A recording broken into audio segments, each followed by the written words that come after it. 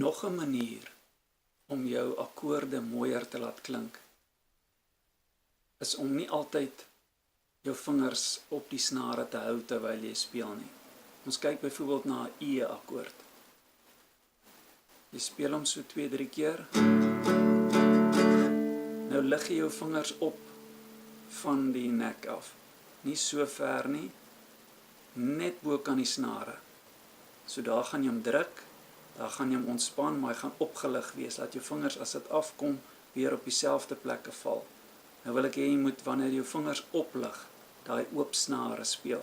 Jy speel eers die akkoord, jy lig die vingers, hang bo kan die snare,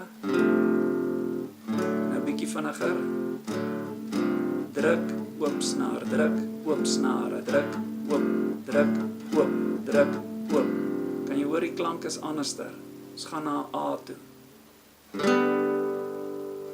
Ons lig hom op. Net soos ons met die E gemaak het. Terug na die E toe.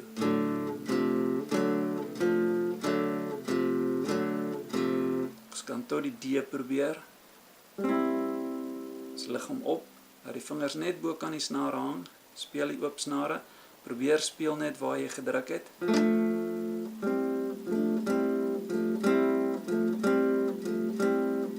Dit gaan jou vingers en jou hand help met jou ritme later in liedjies.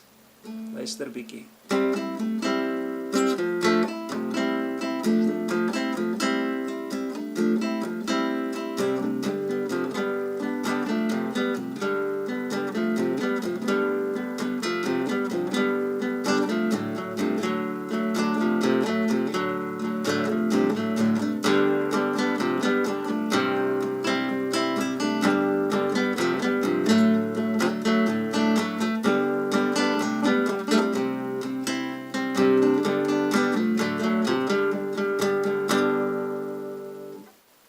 Hou aan eksperimenteer, dis die enigste manier.